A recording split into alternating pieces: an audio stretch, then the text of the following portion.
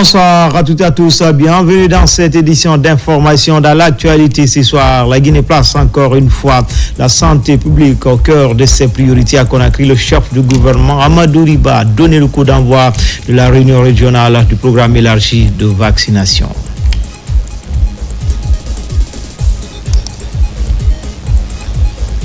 Et puis le gouvernement guinéen, à travers le ministère des Sports, met des véhicules à la disposition des inspecteurs des transports des 8 régions administratives du pays.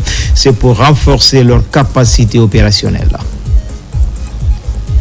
Enfin, à la demande des autorités sportives, une équipe de la CAF a effectué récemment une visite technique pour évaluer les travaux du stade de Nongo du 28 septembre et du terrain d'entraînement de Nongo également. Voilà pour le sommaire. Encore une fois, bonsoir à tous. Tout d'abord, tenue du forum régional de la jeunesse de Farana sous le thème « Une jeunesse, une vision » unie derrière le président Mamadi Doumbouya, une plateforme qui œuvre pour la promotion du civisme et surtout le leadership des jeunes en faveur du développement local et national. C'est le président du Conseil national de la transition qui a présidé la cérémonie. Ibrahima Oulem Fofana, Silati Kourouma.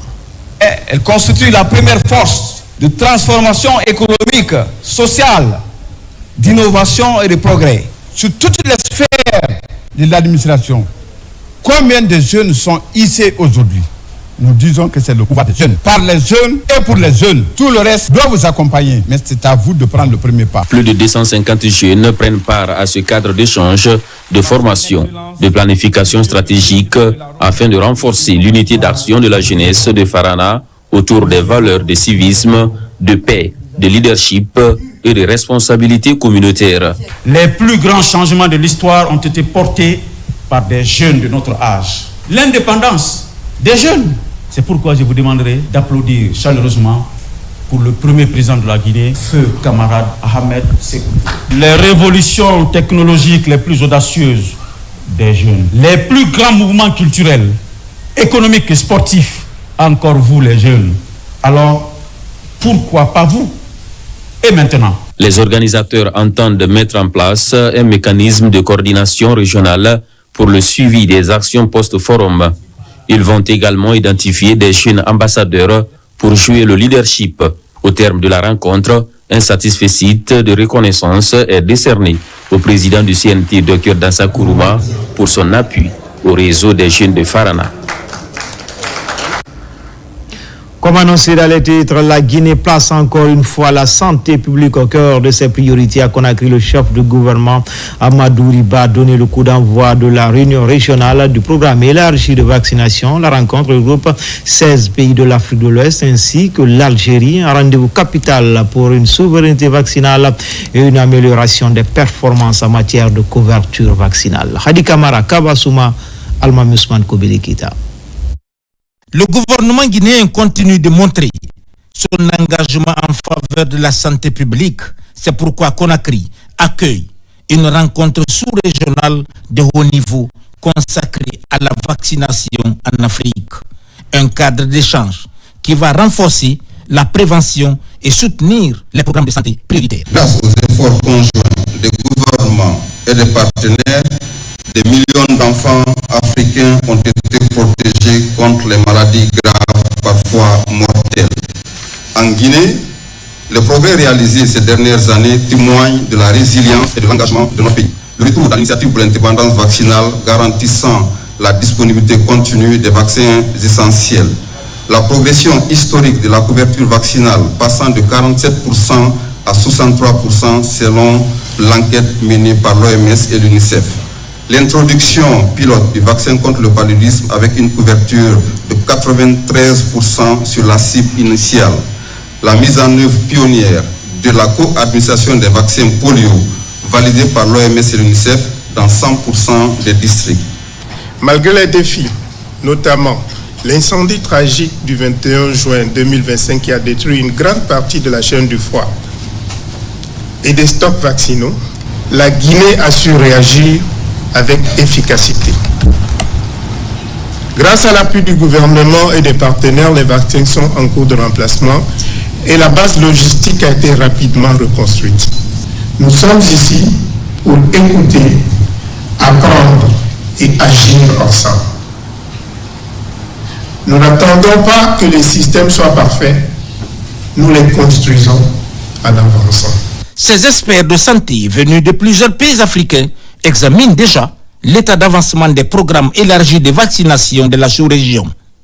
Ils vont également partager les expériences et évaluer les progrès réalisés ces dernières années. La vaccination est un programme, certes, mais c'est un terrain et un espace où nous pouvons démontrer que l'intégration régionale a un sens concret. C'est un domaine où une dose administrée au bon moment peut sauver une vie, stabiliser une communauté, une sous-région et renforcer le vivre ensemble à l'échelle sous-régionale. Cette réunion est l'occasion de réaffirmer notre ambition collective, à savoir garantir à chaque enfant, chaque adolescent et chaque adulte un accès équitable à des vaccins sûrs, efficaces et abordables. Cela exige de nous une gouvernance renforcée, une redevabilité accrue et une capacité d'adaptation face aux crises sanitaires, aux conflits, aux défis climatiques et aux contraintes de financement. Les travaux offrent un espace permettant de bâtir des stratégies innovantes en vue d'améliorer l'accès aux services de vaccination en harmonisant les approches et définir les priorités communes. Votre présence ici traduit la solidarité africaine qui est de plus en plus très agissante malgré parfois ce qu'on entend, mais dans les faits, cette solidarité, ce panafricanisme est en train d'évoluer sur des sujets concrets qui concernent effectivement les Africains et les Africaines et surtout les enfants. Je dois dire que nous nous félicitons des avancées dans la vaccination en Guinée. En une année, 16% de progression. Notre ambition, c'est d'aller au-delà. Bien sûr, dans la vie, il peut y avoir des accidents, mais ces accidents, c'est toujours un moment de remise en cause pour progresser encore avec plus de force. Et nous allons le faire dès le début de l'année 2026 avec une allocation beaucoup plus importante en termes de ressources pour rattraper déjà ce que nous aurions dû faire pour l'année 2025 et pour encourager encore cette progression. Ici, la Guinée confirme son rôle moteur dans la coopération sanitaire en Afrique de l'Ouest, ce qui illustre la vision du chef de l'État, le président de la République, Mamadi Doumbouya, faire de la vaccination une priorité nationale pour protéger les populations et renforcer durablement le système de santé. Le patron de la diplomatie guinéenne a reçu ce soir une délégation burkinabé suite au dérapage constaté sur les réseaux sociaux. Immédiatement, la réaction des autorités ne s'est pas fait attendre. Le Haut Conseil de Burkinabé a condamné fermement ces comportements regrettables. Makime Donzo, Moussa Bangoura. Dans une vidéo devenue virale sur les réseaux sociaux, on voit un groupe de jeunes se réclamant originaires du Burkina Faso tenir des propos d'une grande gravité. Dans les minutes qui ont suivi, le Haut Conseil des Burkinabés en Guinée a rédigé un communiqué pour exprimer sa désapprobation et se démarquer des agissements de ces individus. Dans le même élan, une délégation officielle est reçue par le ministre des Affaires étrangères, Dr Mourisanda Kouyaté, au nom des plus hautes autorités burkinabées pour apaiser la situation. Aujourd'hui, nous parlons au nom du capitaine Ibrahim Traoré, le président du Faso, chef de l'État, et de notre ministre des Affaires étrangères. Avec le comité des sages, avec le Haut Conseil de Burkinabé de l'étranger, nous allons conjuguer les efforts pour rapidement pouvoir circonscrire et désormais contrôler la communication au niveau de nos compatriotes. Nous avons été reçus par son Excellence, Monsieur le ministre des Affaires étrangères de la République de Guinée, et dans le sens de venir nous exprimer sur la situation qui prévaut en Haute-Guinée, faisant suite aux images désastreuses et outrageantes qui ont été tenues, aux propos qui ont été tenus par une personne se prévalant d'être burkinabé. Aujourd'hui, nous venons réitérer et réaffirmer notre disponibilité au ministre des Affaires étrangères et aussi être à son écoute dans le sens d'aller vers un apaisement. Du côté burkinabé, des enquêtes sont en cours pour l'identification de cet individu. Des enquêtes, mais aussi des mesures judiciaires. Conformément au texte en vigueur, conformément à nos lois, s'il est identifié, il fera face à la justice, il fera face à la rigueur de la loi. Voilà, il a tenu des propos outrageants. Nous sommes dans une tradition où nous considérons que la terre appartient à nos ancêtres. Un jour, nous irons tous, nous repartirons à la terre. Donc, qu'elle soit guinéenne, qu'elle soit burkinabé, la terre est sacrée pour nous. La terre est sacrée pour nous. Et la Guinée, autant nous respectons le Burkina Faso, nous devons de respecter la Guinée. Nos autorités se sont auto-saisies du dossier et donc les investigations sont en cours. Le chef de la diplomatie guinéenne, Dr Morissanda Kouyaté, a écouté le message du président et du ministre des Affaires étrangères burkinabé délivré par le consul. Il a promis de rendre fidèlement compte au chef de l'État, le président Mamadi Doumbouya. Porter la Guinée vers le rang des nations industrialisées émergentes d'ici 2024, c'est l'ambition affirmée du président Mamadi Doumbouya à travers le programme de développement socio-économique et responsable Simandou 2040. C'est dans cette dynamique qu'une forte délégation guinéenne séjourne à Riyad, en Arabie Saoudite, où se tient actuellement la 21e session de la conférence des Nations Unies pour le développement. Commentaire Fatoumata Kourouma. Faire de la République de Guinée un pays industrialisé et émergent à l'horizon 2040, telle est l'ambition affirmée du président Mamadi Doumbouya à travers le programme de développement socio-économique et responsable Simandou 2040. Ainsi, à Riyad, la capitale saoudienne, la Guinée poursuit sa marche résolue vers l'industrialisation. Conduite par le ministre du Plan et de la Coopération internationale, la délégation guinéenne participe à la 21e session de la conférence de l'Organisation des Nations Unies pour le développement industriel, ONUDI. Un rendez-vous stratégique pour les nations engagées dans la transformation structurelle de leurs économies. En marge des travaux, la Guinée s'est une nouvelle fois distinguée. Le ministre guinéen du Plan et de la Coopération internationale a été reçu par son homologue saoudien pour la signature d'un protocole d'accord de partenariat général. Cet accord vise à renforcer la collaboration entre les deux pays, notamment dans la planification économique, la formation de cadres et le développement institutionnel, en parfaite cohérence avec l'initiative Simandou Academy, destinée à renforcer le capital humain guinéen. Cette signature majeure s'inscrit dans la dynamique impulsée par la visite du président Mamadi Doumbouya à Riyad il y a quelques années. Une visite au cours de laquelle le prince héritier de l'Arabie Saoudite avait donné instruction à ses équipes de raffermir davantage les relations avec la Guinée. Aujourd'hui, ces engagements se matérialisent par des actions concrètes et une coopération renforcée. Lors des échanges bilatéraux, un moment fort a particulièrement retenu l'attention. Le ministre saoudien de l'économie et de la planification a salué la structure et l'ambition des 5 piliers du programme Simandou 2040, allant jusqu'à les assimiler aux 5 piliers de l'islam. Une comparaison hautement symbolique qui témoigne de la profondeur du respect qu'inspire la vision guinéenne. La coopération entre Conakry et Riyad ne cesse de se consolider. Les autorités saoudiennes ont salué les avancées de la Guinée, notamment sa notation B+, symbole d'un retour de confiance des institutions financières internationales. La convergence des visions est frappante. Vision 2030 pour l'Arabie Saoudite, Simandou 2040 pour la Guinée.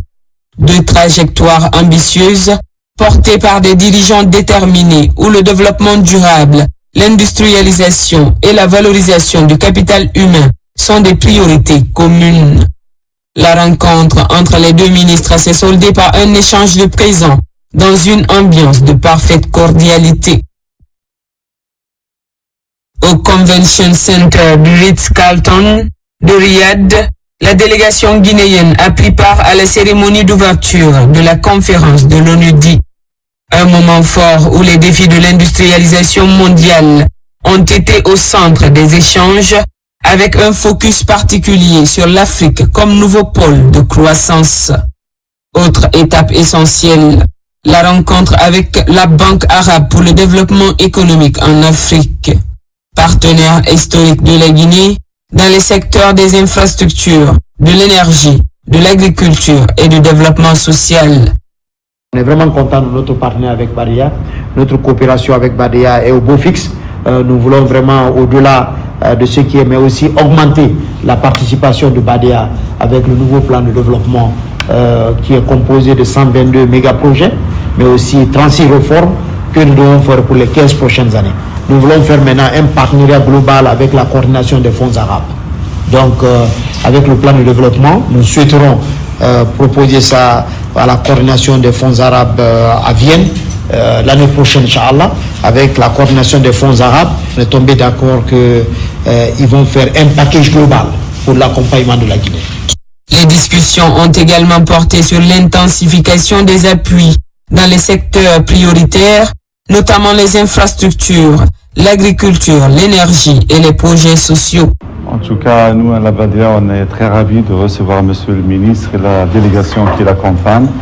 Les relations entre la Badia et la Guinée sont des relations qui remontent très loin dans les années 70. Donc, parmi les premiers pays bénéficiaires depuis pratiquement la création de la Badia, avec pas mal de 72 opérations, un montant pratiquement de 480 millions approuvés. Les relations sont au beau fixe. Je pense que les équipes travaillent de manière acharnée pour essayer d'exécuter, de réaliser des projets. Il y a de nouvelles demandes, des besoins qui sont en train d'être examinés par les équipes et donc nous espérons pouvoir rapidement les adresser et les présenter au conseil d'administration de la banque, bien sûr tenant compte des priorités de la Badia. En tout cas, la Badia est très disposée à accompagner la République de Guinée dans la réalisation de ces projets de développement, de ces réformes qui certainement vont avoir un impact très positif sur l'économie du pays et sur la population locale. La délégation a ensuite été reçue au siège du Fonds saoudien pour le développement. Le ministre a officiellement annoncé que le document complet du programme Simandou 2040 était fin prêt. Il a rappelé les nombreux projets déjà engagés et les perspectives d'expansion dans d'autres secteurs stratégiques. Les responsables saoudiens ont salué les progrès rapides et la stabilité retrouvée de la Guinée. Aujourd'hui, avec le président du Fonds saoudien, nous allons parler de l'hôpital mère enfant de Koya, qui est l'une des priorités essentielles de la vision du chef de l'État dans le cadre du programme Simandou 2040. Donc, nous avons rassuré déjà que les papiers ont été reçus. Donc, le consultant doit être recruté les jours à venir pour préparer le dossier d'appel d'offres et commencer les travaux de cette construction de l'hôpital mère enfant de 113 millions de dollars. Au-delà de ça aussi, le Fonds saoudien s'est engagé pour faire le cofinancement avec la Badia pour le EDRI 2. EDRI 2, donc ils vont nous revenir très rapidement pour concrétiser ce programme intégré de l'agriculture. Mais au-delà de ça aussi, le Fonds saoudien accompagne la Guinée dans le cadre de l'adduction de l'eau potable, dans le cadre du 5e projet du budget saoudien qui est déjà en phase dans le pays. Donc il a transmis ses salutations les plus chaleureuses à notre leader, son Excellence le président Mamadi Doumbouya, qui lui-même il a rencontré en Guinée lors de son passage à Conakry. Un dîner gala offert par le ministre saoudien des Industries a réuni les participants de la conférence. Un moment propice pour le ministre guinéen qui a mis l'occasion à profit pour échanger avec de grands investisseurs et renforcer le plaidoyer pour une Guinée moderne, attractive et ouverte au partenariat. Riyad aura été une étape cruciale entre signature d'accords, rencontres de haut niveau et reconnaissance internationale. La Guinée confirme son retour triomphant sur la scène mondiale. Ainsi, le pays s'impose progressivement comme un acteur majeur de transformation industrielle. Une dynamique portée par la vision et la détermination du président Mamadi Doumbouya qui inscrit résolument la Guinée sur la voie de l'émergence. Dans l'ouest de l'actualité, justice, le procès du chauffeur Oumar Keïta poursuivi pour refus d'obtempérer, mise en danger de la vie d'autrui, s'est ouvert ce matin au tribunal de Dixine. Tout a commencé par un refus du chauffeur en provenance de Donka dans la nuit du 14 novembre dernier au niveau du checkpoint pont du 8 novembre. L'agent obligé de tirer sur les pneus pour immobiliser la voiture, occasionnant du coup la panique aux alentours. Compte rendu d'audience, Thierry Moussaba. Ministère public contre Oumar Keïta, chauffeur de son état d'une trentaine d'années, est accusé de vouloir échapper au contrôle au niveau d'un barrage situé au pont du 8 novembre.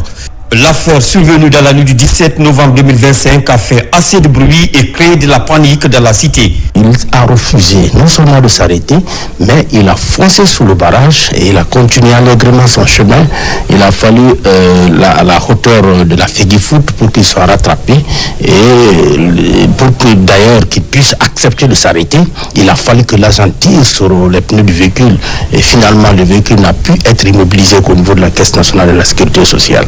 C'est pour cette raison justement, aujourd'hui il a comparu pour répondre des faits qui lui sont reprochés. Nous avons requis la peine de 2 ans d'emprisonnement ainsi qu'une peine d'amende. 2 avocats se sont constitués pour défendre les droits du prévenu. Maître Labilé Koné et compagnie rejettent les accusations du ministère public et justifient l'innocence du prévenu. Il lui était reproché d'avoir mis la vie d'autrui en danger, de s'être rébellé contre la loi et de refus de garer. Ce jeune qui conduit un véhicule qui n'est pas pour lui mais pour un patron était en déplacement avec ce patron-là. Arrivé au checkpoint, il s'est fait contrôler et c'est par après qu'on a tenté de lui faire contrôler une seconde fois et puisqu'il a vu l'arme, il nous a dit, il a pris panique, il s'est enfui. Mais de tout ce qu'on peut espérer ou savoir, c'est que dans de telles circonstances, ce que j'ai constaté, c'est que les agents qui étaient là n'ont pas été professionnels pour son arrêtement. Et ce qui a fait même que, vous l'avez appris certainement comme moi, il y a eu un panique en ville parce que ces coups de fusil-là ont alerté. Le dossier est mis en délibéré au 1er décembre prochain afin de donner suite judiciaire à cette affaire. La Guinée, à travers le ministère des Finances, a lancé cet après-midi un emprunt obligataire en vue de mobiliser l'épargne nationale dans le financement d'infrastructures de développement. L'opération est garantie et mise en œuvre par les banques dont Afriland qui assure le leadership. Le montant de 500 000 milliards est ciblé. Tcherno Ousmane Diallo. Avec le lancement de l'emprunt obligataire 2025, le gouvernement guinéen entend mobiliser 1500 milliards de francs guinéens sur le marché national pour financer la mise en œuvre de projets destinés au bien-être des populations. Une opportunité d'investissement rentable offerte à tous les acteurs socio-économiques avec un taux d'intérêt annuel de 11% affranchi de toute taxe et impôt. L'appel public à l'épargne n'est pas seulement un mécanisme de financement. C'est une affirmation de souveraineté, un engagement envers la transparence, un partenariat actif avec nos banques, nos assurances, nos institutions de microfinance et autres. Et c'est un appel à la mobilisation de tous les Guinéens. Grâce à la vision stratégique du président de la République et aux efforts continus du gouvernement, l'économie guinéenne poursuit son amélioration avec des signes d'équilibre et de résilience remarquables. En tant qu'acteur du système financier, nous avons le devoir d'accompagner cette dynamique. Je prends ici solennellement l'engagement en notre nom à tous, savoir Afriland First Bank, Société Générale, Ecobank, BCI et toutes les autres banques et institutions partenaires que nous réussirons cette mobilisation et que nous créerons ensemble les conditions de succès de cette opération, Monsieur le ministre économique et des Finances. À partir de 5 millions de francs guinéens, tous les Guinéens résidents et de la diaspora, ainsi que toutes les entreprises publiques et privées peuvent souscrire à cet emprunt obligataire auprès de toutes les banques pour participer au développement du pays et bénéficier du taux d'intérêt particulièrement attractif dans un contexte économique où la Guinée affiche de beaux résultats et de belles perspectives. La Guinée est aujourd'hui engagée sur la voie de la modernisation financière et institutionnelle. Les réformes que nous mettons en œuvre avec rigueur visent à construire un secteur financier capable de soutenir de manière durable l'ambition de développement de notre nation. L'emprunt obligataire Simandou 2040 est un acte fondateur. Il incarne la confiance, la solidité et la vision de notre champion, je vais nommer le président de la République, Mamadi Doumbouya. Nous venons d'être notés en 2+, avec une perspective stable. Ça, ce n'est pas la Guinée, ce n'est pas nous qui avions fait, c'est des certificateurs internationaux qui l'ont fait, tel que Standard Input. Ça veut dire pour la première fois, la Guinée, dans 7 ans, est évaluée en tant que pays ayant la capacité d'honorer ses engagements à une période T. Et cette période a été donc certifiée et donc nous sommes sortis avec 2+. Et donc ça veut dire qu'il n'y a aucun risque de défaut, il n'y a aucun risque de crédit, il y a plutôt des perspectives grandes qui sont en train de venir, telles que la mise en production de Simandou. Avec donc Afriland First Bank comme arrangeur et tête de file et le syndicat de placement Ecobank, BCI et Société Générale, la Guinée compte à partir du 24 novembre et sur une période de 1 mois mobiliser 1500 milliards de francs guinéens en s'appuyant sur l'épargne interne. Dans le contrefort du Fouta-Djallon, Tianguer-Boli, l'une des sous-préfectures de l'Elouma, est désormais dotée d'une centrale solaire. Sa capacité nominale permet à près de 300 ménages d'être raccordés. La remise officielle s'est déroulée ce week-end même à Tianguer-Boli. Les détails, c'est avec Nabi Kamara.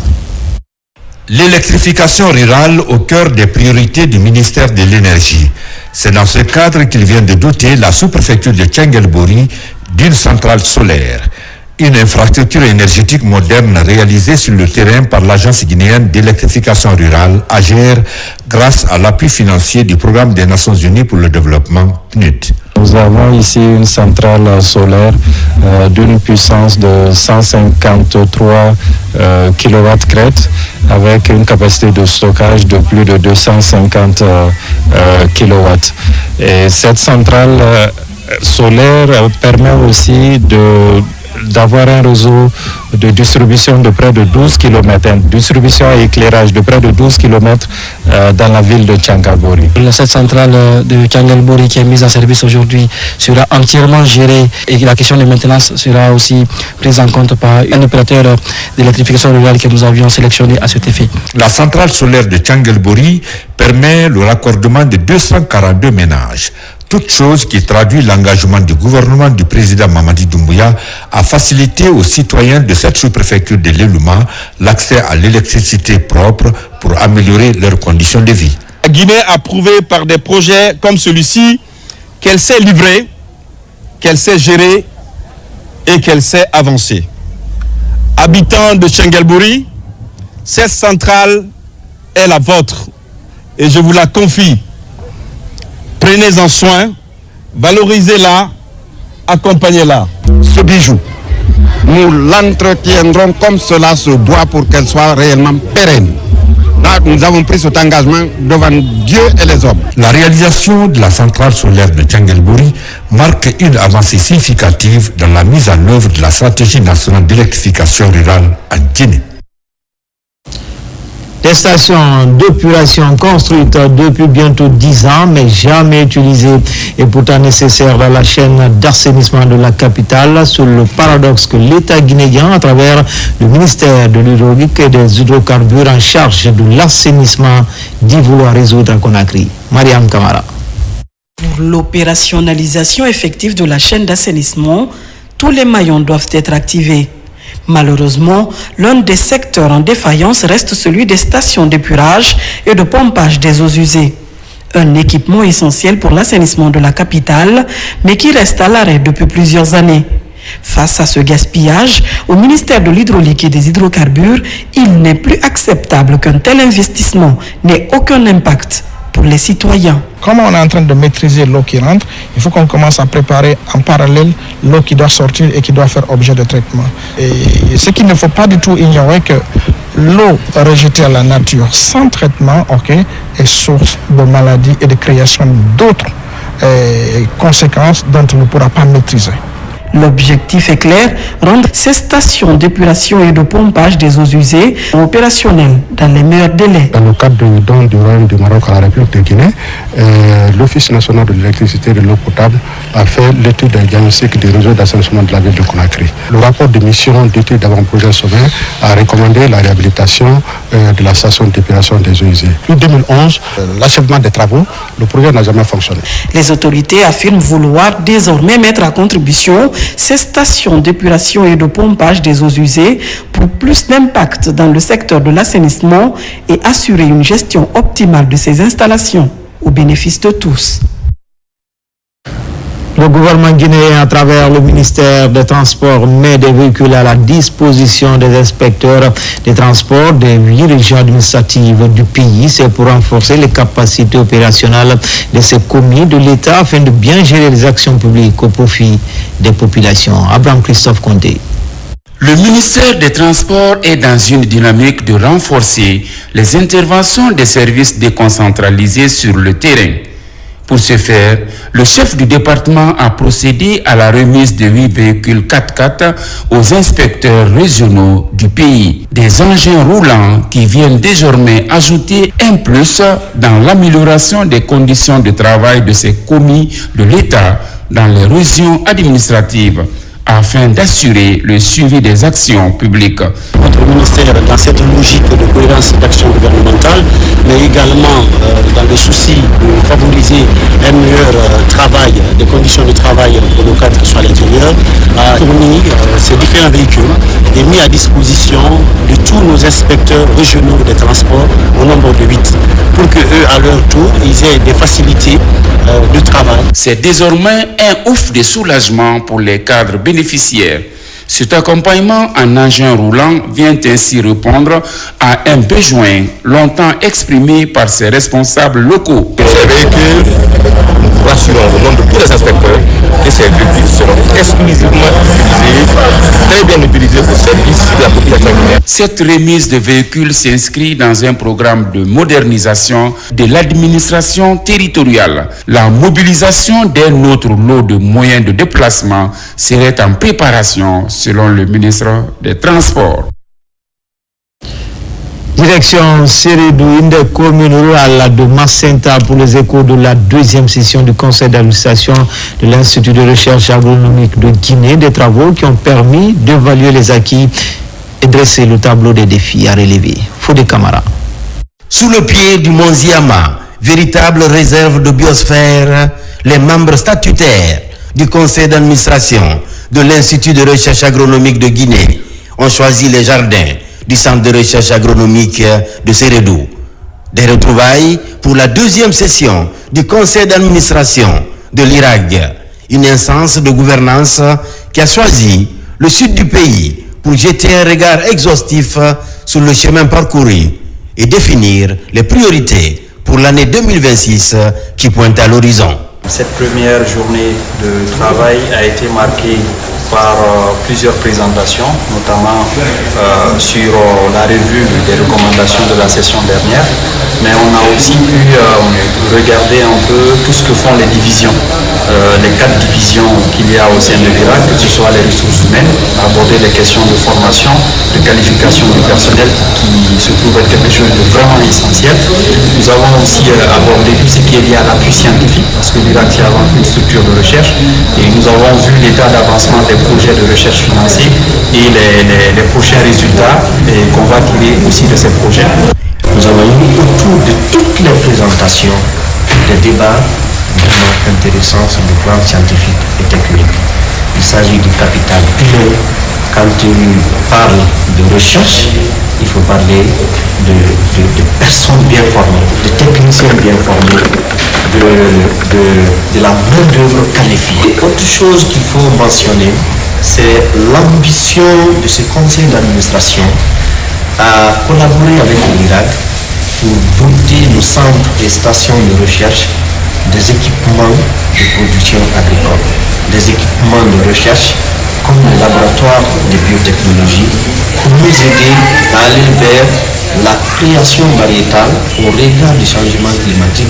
Pour mettre les chercheurs dans les meilleures conditions de travail, une vingtaine d'ordinateurs, des imprimantes et d'autres kits sont mis à la disposition des centres régionaux et des stations de recherche. La voix des paysans face à la presse, la structure décide d'accompagner la refondation. Ce choix s'explique par les efforts du gouvernement déployés dans le secteur agricole pour améliorer les conditions des acteurs du monde rural. Sekoussouma Khalidou Silla d'Alibakita.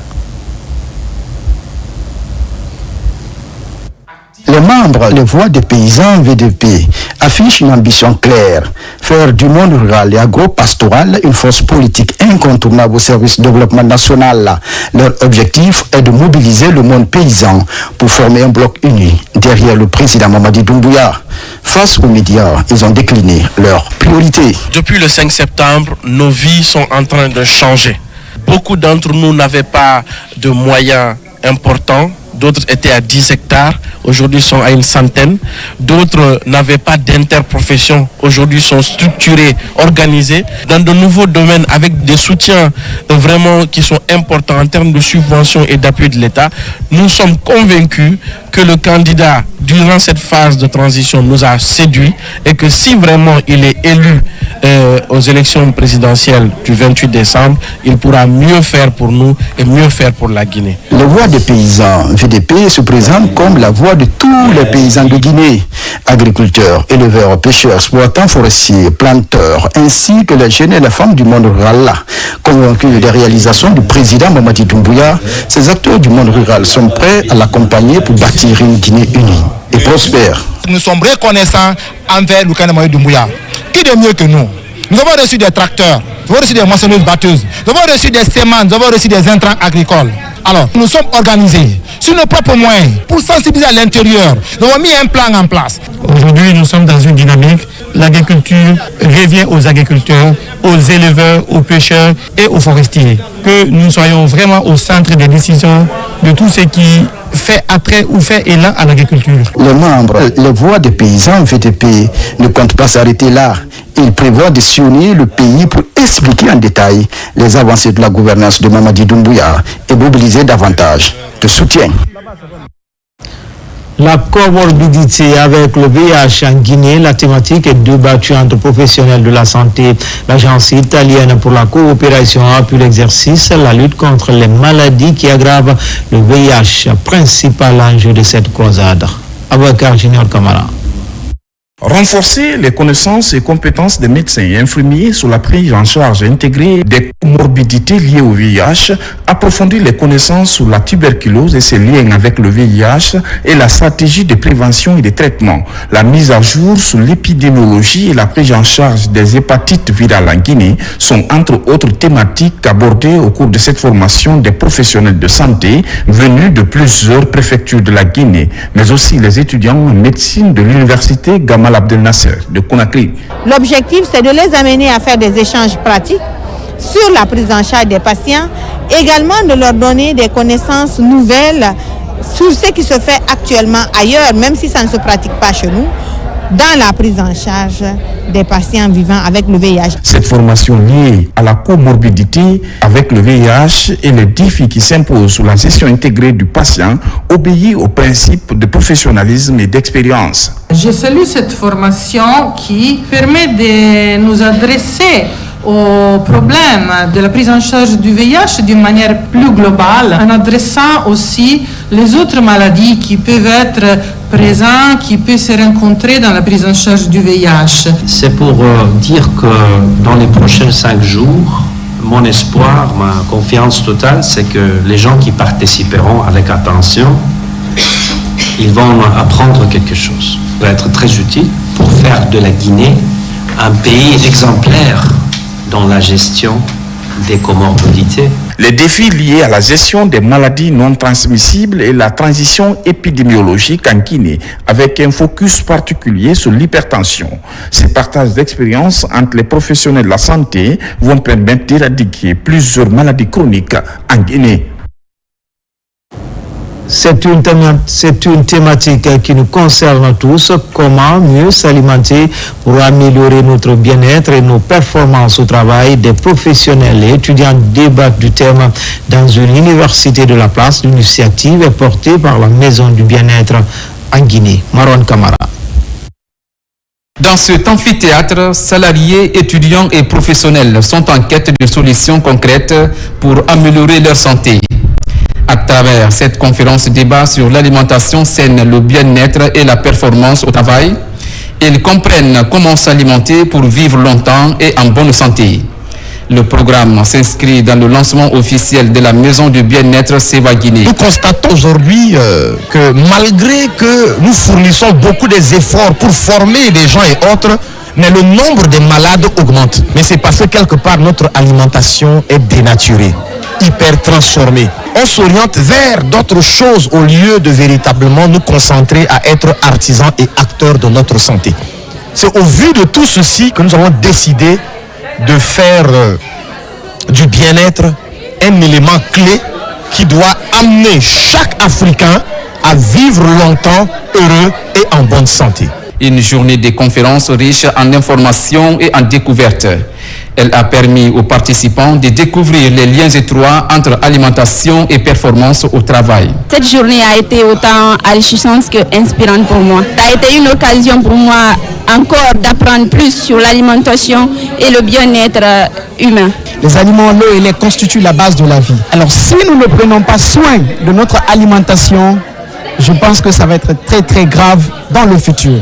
Parce que cela va affecter notre santé et cela peut conduire à la mort. À travers cette initiative, la Maison du bien-être compte sensibiliser plus largement le grand public et encourager des habitudes alimentaires plus saines pour tous. Elle annonce déjà une prochaine édition en faveur des entreprises et institutions, signe de son intérêt pour une société prospère et en bonne santé. Accélération de la digitalisation de l'administration à travers le budget programme 2026. L'Agence nationale de la digitalisation et de l'e-gouvernance compte gagner le pari. Des délégués des différents départements ministériels échangent sur les priorités nationales liées à cette démarche. Marie-Angélique Bangoura pour en savoir davantage.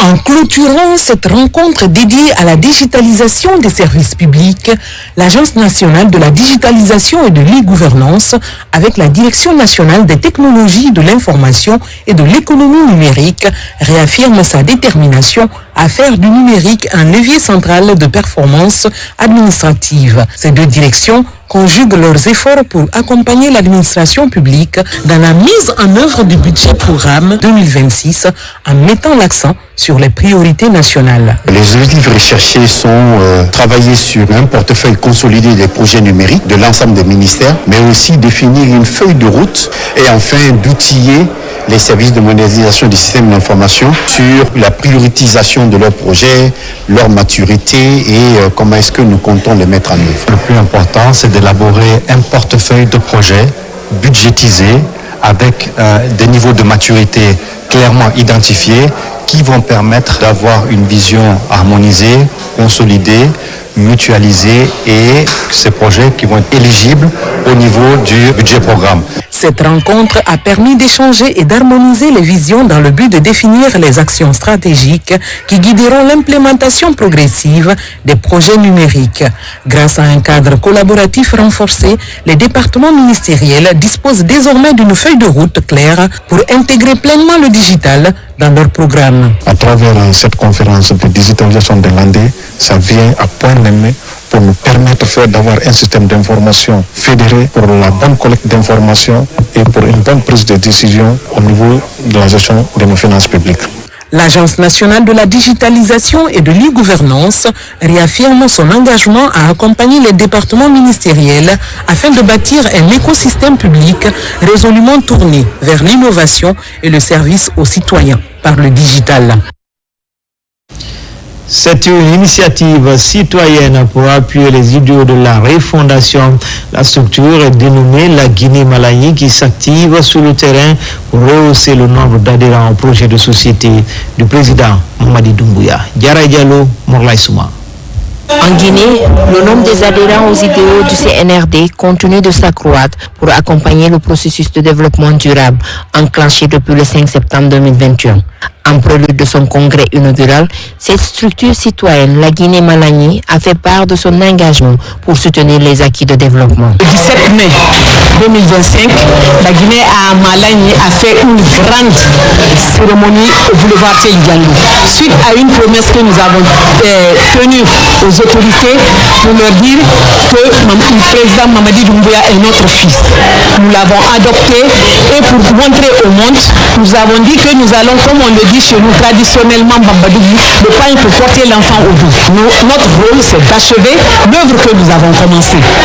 Et c'est pourquoi vous voyez toutes ces femmes aujourd'hui réunies, après un parcours pratiquement dans toutes les 13 communes, des antennes que nous avons mises en place, de Kassa jusqu'à Manéa. C'est une structure qui draine un nombre important de femmes guinéennes leaders. Aux côtés des hommes et des autorités locales, elles entendent mener des démarches citoyennes pour implanter leur antenne.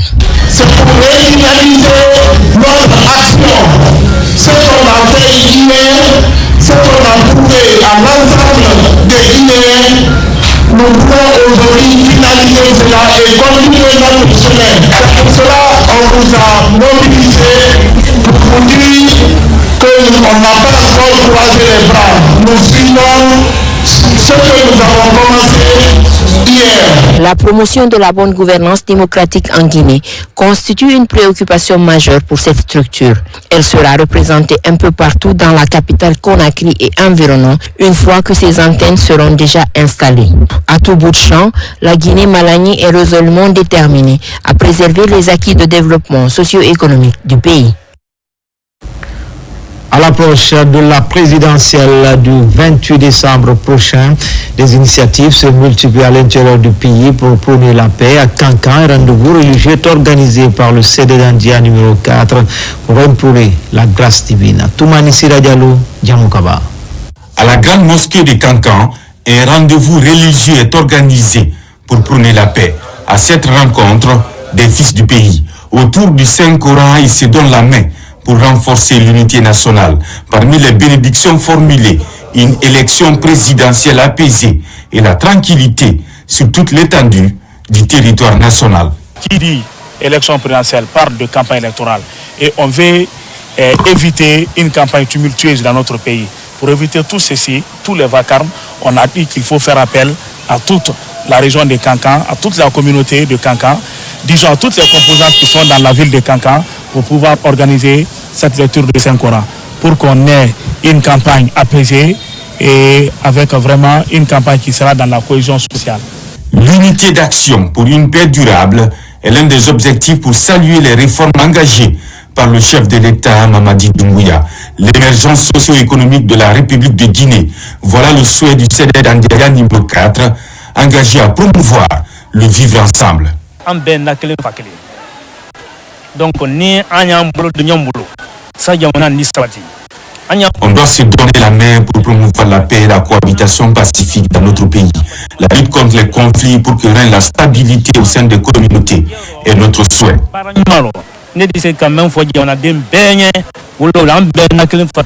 Des vœux pour le bonheur du pays dominent le contenu des invocations.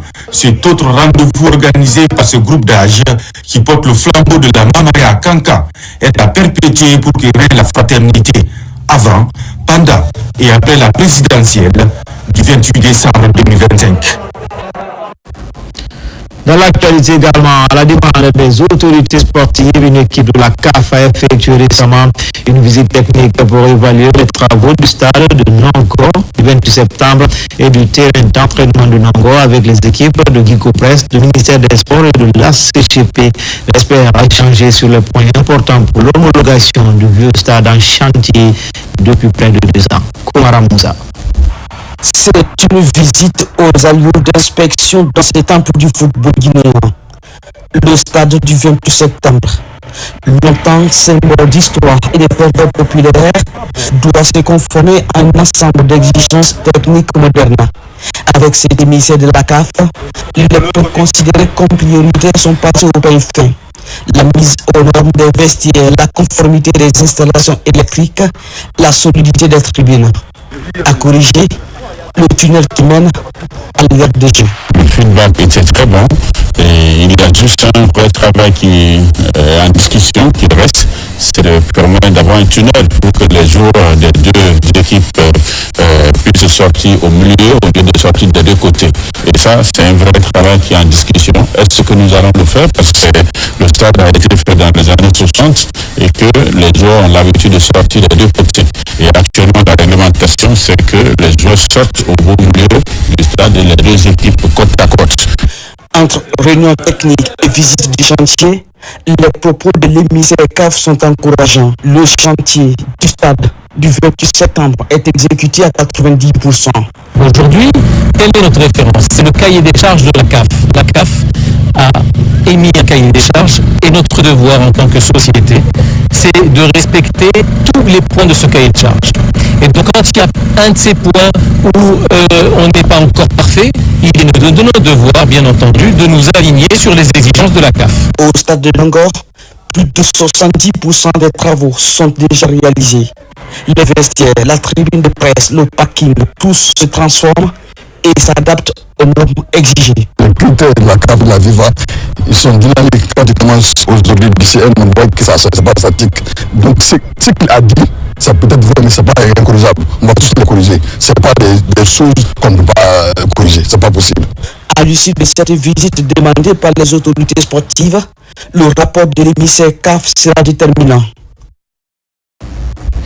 Lancement officiel du réseau des jeunes femmes leaders de Kindia, dénommé les Amazones de Kindia. La cérémonie s'est déroulée ce week-end dans le cadre de la promotion du leadership féminin et du renforcement de la participation citoyenne des jeunes femmes de la région. Fadala Baya Kamara, Mohamed Chérif Kamara. Le concept est nouveau. Il est dénommé les Amazones de Kindia. Son cheval de bataille, promouvoir le leadership féminin et renforcer la participation citoyenne des jeunes femmes de Kindia. C'est une action de l'ONG Ouvrir les horizons. Dans le passé, on a eu à former ces jeunes femmes. On a eu à faire participer certaines d'entre elles à notre campagne numérique. Cette équipe, nous n'allons pas la lâcher. Après cette mise en place, nous allons les accompagner techniquement, nous allons les accompagner financièrement pour faire en sorte que ces réseaux soient une référence sur le plan local, mais aussi sur le plan national. La coalition Les Amazones de Kindia regroupe 150 jeunes femmes issues de divers horizons. Elle est composée des représentantes des partis politiques, organisations de la société civile, des entreprises, des artistes, des administratrices publiques, étudiantes et élèves. Je suis très heureuse d'être élue en tant que la vice-présidente. Pour moi, c'est un signe d'engagement, de détermination pour la vie de Kindia. Mais je ne suis pas seule. Il y a aussi les 150 jeunes femmes qui ont participé à des formations qui sont avec nous. Ensemble, nous allons faire rayonner le réseau des Amazones de Kindia afin d'avoir autant de femmes déterminées, autonomes et leaders dans la ville de Kindia. Au cours du lancement officiel de cette nouvelle plateforme, la structure organisationnelle, le rôle et responsabilités, tout comme les comités thématiques sont détaillés. L'image est de favoriser les échanges avec les partenaires institutionnels, autorités locales et autres acteurs de la société civile afin de créer des synergies et un accompagnement durable pour le réseau.